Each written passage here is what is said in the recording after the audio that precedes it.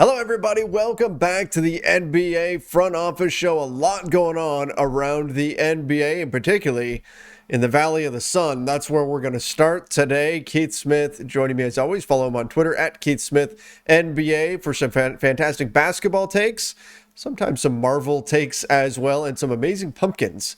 Keith, this whole story coming out of Phoenix, it finally got released. ESPN, Baxter Holmes story on everything going on with Robert Sarver, the inner workings of the Suns. Not a good look for Phoenix or for Robert Sarver. No, not at all. We due to some shady tweeting, I guess is the way I'll put it, we got advance notice that this story was going to come out, and that's not cool.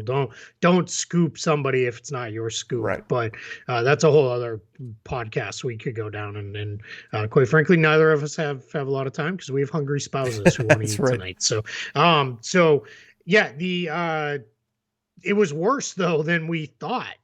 At least when I read it, I read the whole report, whole article from Baxter Holmes. Yeah, there were parts where I was like, oh my gosh, this is way worse than I thought. The NBA has now come out and said that they've launched an investigation. They're using the same law firm that they've used quite often over the years. This law firm helped investigate the Tim Donaghy scandal. They've done tampering investigations for the NBA as well. So they're gonna come down with whatever decision and findings they have, and then the NBA will go from there with this. But yeah, ugly story. Does not look good for Robert Sarver, and quite frankly for some other members of the Suns organization who have come out in defense of him as well. Yeah, I mean, look, there was it was interesting that they allowed a response to a lot of the different things. Like, here's what they put in, Baxter Holmes put in, here's what the complaint is from a number of different people. Like Earl Watson was in there, Corliss Williamson was in there, a lot of people, right? But then also here's what the response is from some specific people that the Suns and Robert Sarver asked us to interview. Here's their response. So it was good to see both sides of it. There were some parts of it where I went, okay, a lot of that's kind of conjecture that's in there where it's hard to, it'll be hard to verify this and this. But there were other things where I went, oh my, I mean, like the LaMarcus Aldridge bit that was in there and things like that. I went, I was not expecting to read what I just read. Yeah, I also think too, some of the stuff that's not even Sarver specific, but just organizationally. But that's what happens when if your top of your organization is exhibiting this kind of behavior, people underneath them are gonna follow suit. So we'll see. There's no one has been no form of punishment at all has been handed down by anybody in this, but this is probably going to be months and months before we'll find all this, and we'll see if something comes out that is a little bit more damning. Is there video? Is there recordings? Is there anything like that of behavior? If that comes out later, but follow up from ESPN is a lot of people who were anonymous sources there because it included a lot of current Suns employees, or at least maybe it's one who's saying everything. We don't know that necessarily, but it is. Of course, they're going to be anonymous because they don't want to lose their jobs. Right. So we'll see. But ESPN had some follow-up reporting that people have said that they're willing to go on the record because they want to clean things up. Wow. So let's see where this goes. Yep. But let's go on the court-ish for the remainder of our news. And speaking of sort of on the court, Ben Simmons, I don't think it's siren worthy, but Daryl Morey did speak to Ben Simmons about potentially returning to a game. And Ben Simmons said he is still not mentally ready. Mental health is the biggest concern right now, and he's working through all of that. Keith, I got to say, I've seen this take from some Sixers fans out there that have been questioning this mental health. Is this real? And it's, how do you confirm or deny that? Some people saying he's using this in order to just not play in games, but it's such a topic where you want to tread lightly and you don't want to assume anything about anyone with that. It feels wrong to question it at the same time. Yeah, 100%. We've come too far in the encouraging people to speak out on mental health issues, especially in the world of sports, to then turn around and say, yeah, this guy's full of crap. It's not real. Like that does not sit right with me. I think there is probably something going on there, that he just is, something is not right with him right now for a return to basketball. And until it is, he's not gonna do that. Now, on the flip side, we're hearing other reporting. I think it was Ramona Shelburne had some reporting that he's kind of shown up doing the bare minimum and then leaving, which is kind of wildly predictable, I guess. We could have gotten there. So yeah, we're no resolution. We don't know when we'll see Ben Simmons play basketball again. I am going to continue to believe it will never be for the Philadelphia 76ers. That has been your take for I mean, I guess months now at this point. We'll see if that is indeed how this plays out. Your team, obviously, Marcus Smart had some interesting comments. We discussed that on a recent show, but the Celtics had a players only meeting, kind of like that's the way that was team dinner. Yeah, that's the way it was. As Al Horford, it was presented. They broke bread. Right. It sounds like it wasn't quite as formal as what it initially sounded like. Close the doors, lock the doors, players only. We got to figure this stuff out. Now, I don't think that's really what it was. Jaylen Brown, though, also had some response to what Marcus Smart had said. I know you're in the middle of all this, so what's your take on everything that's going on with the Celtics? Yeah, I think the reality on this players only meeting was probably fell somewhere in the middle. It probably was not as whatever as some of the Celtics are blowing it off as, and it probably wasn't quite as crazy and deep as some of the reporting that was out there was. So we will ultimately see where that goes. Moving forward with them, but yeah, they are they're in the middle of just a rough start right now. Guys are struggling. It's they're not really going the way that they want to be going, and we'll ultimately see where this comes. They looked good last night against Orlando. It's Orlando's not a very good team, so we'll see.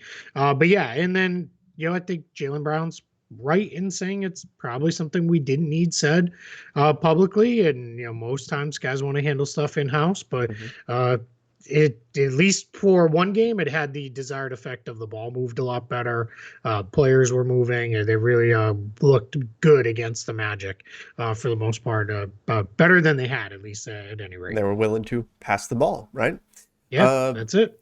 Jumping from your team to my team. Oh, my goodness. Injury bug, go away. We dealt with you enough last season. LeBron James now dealing with an abdominal muscle strain, we believe it is. Shams Charania reported that it would take probably at least a week for LeBron to be out. That means he's out tonight against Oklahoma City Thunder. This weekend, they're playing the Portland Trail Blazers. He'll be out of action for a bit here. On one hand, this is why you go and trade for Russell Westbrook. So when you have these nights without LeBron, you have somebody else who can take over some of that offensive burden. But still, rough. LeBron already missed 2 games this season due to an ankle injury, and now dealing with this issue. We saw him go back into the tunnel during their last game against the Houston Rockets, had to stretch a little bit more. Apparently, it was an aggravation of this injury, and that's now causing him to miss about a week. Now, the Lakers are being very conservative with this. They have said multiple times, we view this season as a marathon, not a sprint. We're going to take that approach. So we know that they're not going to put him back out there until he is 100%. They're going to take every opportunity to let him heal up. But still, not what you want to be seeing, especially this early in the season, and given the frustration from Lakers fans after last season was just absolutely decimated by injuries. Yeah, in that taking the long-term view is the right approach for them. You do not rush anybody back, especially, again, I go back to with the Lakers, we talked about this, felt like ad nauseum, but when you build a team with guys who are closer in age to you and I than they are to players coming into the league, you're going to have injuries and small things that maybe this might be something LeBron might have been able to play through 10 years ago, and now he might not be able to. And then it's just, that's going to be kind of the way it goes. Some of this stuff is, instead of being a day, it might be a week. Instead of a week, it might be a month. So we'll see, where these kind of injuries go with them, and they're going to continue to be tested with that depth. That's why they went out and signed 1 million guys, was to protect against things like this. And my guess is while he's out, Carmelo Anthony takes on a bigger role in the offense. If he plays the way he's been playing, then it's probably not the end of the world. Probably going to see Russ do a lot more as the primary distributor now over the next week or so while LeBron is out. I imagine Rondo gets back into the rotation after he hasn't played in a couple games, and he gets back in there as the secondary creator, and they'll clearly also or should lean on Anthony Davis Yep. a little bit more. So we'll see what this looks like. But this is the worry when you have an older team, is these little injuries can become bigger things than maybe they would if this was a younger team. Well, and certainly compounded by having two of the younger guys, Kendrick Nunn and Talen Horton-Tucker, currently sidelined as well. Those are the guys that you would kind of say, okay, well, LeBron's off, so let's have these guys do a little bit more of the heavy lifting, but they are out with injury too, although it sounds like they both could be back in a week or two, somewhere in that range, depending on how their reevaluation goes and their respective injuries. Some good news, though, on injuries. TJ Warren out of a walking boot. Remember that Come guy? on, TJ Warren. Let's get healthy. Yeah, this is great. Last time we really saw TJ Warren, he was lighting the bubble up and dominating, and then played very little last year. Got injured early in the year with a foot injury, and excuse me, I have the hiccups. Has taken a long time to get back, and now he's finally getting back. So that's good to see. As Rick Carlisle put it, his scans were fantastic, I think is what he said, or great, or something in that realm. And sounds like we're probably only maybe another couple weeks or so from, maybe even less, from seeing TJ Warren back. And the Pacers could use him. They've not only have they had injuries, but they've also gotten off to a little bit of an uneven start at times. The offense doesn't look exactly what they wanted, and I think you get Warren back in there, Karis LeVert. They can get and keep Malcolm Brogdon healthy. Yeah, he just all got of a sudden back. that team starts to look a little bit different. Yeah, Malcolm Brogdon came back from his hamstring strain, so that was great. The Pacers, the problem is with Malcolm Brogdon is keeping him healthy for longer than like a week at a time lately. Bubble wrap, Pacers, break it out. Yeah. Unfortunate news, Jakob Poeltl. Keith, you tweeted something about this the other night, about how you don't want to mention health and safety protocols ever again, or something like that. And here we are, Jakob Poeltl. Now he's going to be missing some time due to just that. Rough blow for the Spurs. Yeah, it's I'm done with this. I mean, like everyone else in the world, I fully get it. I just, it was one of those things where I'm like, oh, another one. And then I'll mention it here because we're on the subject. Isaiah Joe of the 76ers. Now, the more casual fans probably don't know him. He's a deep bench guy for the Sixers, but it's yet another player for the Sixers that's out. So this is an issue. The Sixers, after Tobias Harris went down with the same thing. And then I don't know if you saw, Doc Rivers gave an update where it sounds like Tobias Harris has it bad, has a pretty bad version of COVID. We've seen a lot of reporting where guys are like, I was more or less okay, and he said Tobias Harris is doing okay, but he is but he's got it kind of bad. So that's not a great thing. Clearly there. And then Isaiah Joe is out, and the reporting was that now Philly is going to have their entire team tested just to be on the safe side with this. As we know, the NBA has changed their testing protocols based on your vaccination status and the like, and those kind of things for various players. So, but they're going to get them all tested, which is the right thing to do. If you got a couple guys, get everybody tested, make sure this is not going to run through your whole locker room and go where we go. Joel Embiid tonight's going to play, he says, despite a sore knee. So Philly, the big win over the Trailblazers the other night with a very limited team. And now they're going to be rolling back that group back out there again, I think, for the next several probably week and a half here at least, without a handful of key players. And then to finish things up, we've got Damian Lillard. Chris Haynes put out a pretty lengthy story all about Lillard and kind of where he was at, how he was wavering about rejoining the Blazers for a little bit, or at least sticking around long term. Wasn't sure what their championship prospects looks like, but it sounds like he will indeed be staying with the Portland Trail Blazers, and thinks that they can do something here moving forward. Yeah, and with Chris Haynes, with Damian Lillard, you can take it to the bank. Yes. Chris kind of made his bones as a reporter in the Portland area. As Dame came on the scene, so did Chris. So they've gotten pretty friendly. But on top of that, this article includes a ton of direct quotes from Damian Lillard, so this is not all sourced reporting. Right. And he openly says he met with LeBron James and Anthony Davis, and and through that conversation, that kind of helped make up his mind to stay in Portland. Right. And that's I think that's kind of cool. And I thought too, he gave a very thoughtful, insightful, and deep answer. With the takeaway quote, because it's fun, was I'm 10 toes in Portland. Right. But one of the things he said was just how it might not mean as much to him to win somewhere else if he was to leave, because it's not the years of investment in time and those kind of things. So yeah, it's as I said this on a radio hit today. Go ahead and take Damian Lillard off your trade machine. Mm-hmm. You might as well put a no trade restriction on him, because he doesn't want to go. He's gonna stick it out there. This broke while we were in the show.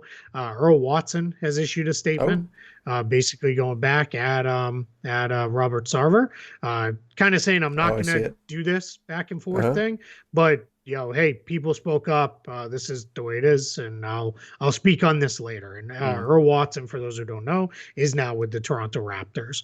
We're working for them, so that statement came out through the Raptors. So people are coming out kind of hard here at Sarver on both sides. So that to just kind of come full circle on the show.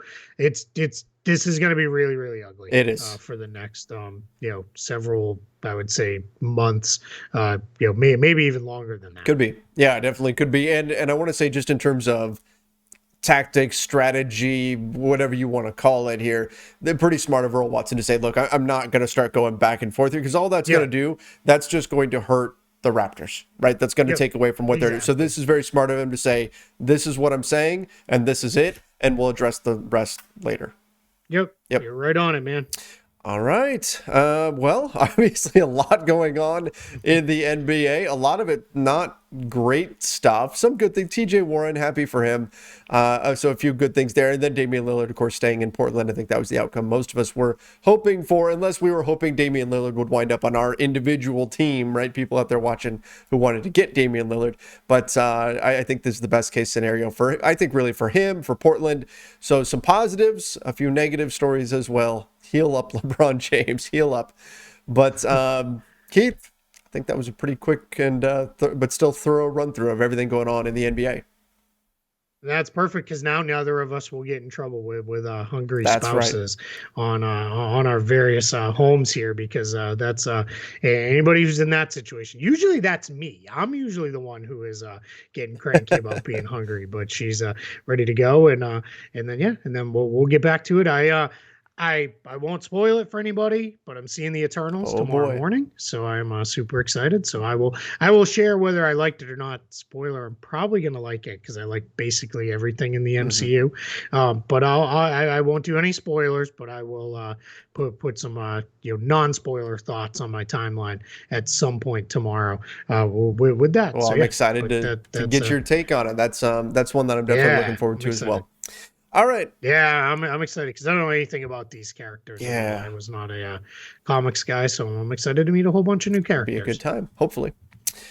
All right, everybody. Make sure you do subscribe to the NBA Front Office YouTube channel. Turn on those notifications as well. Till next time, see ya and stay safe.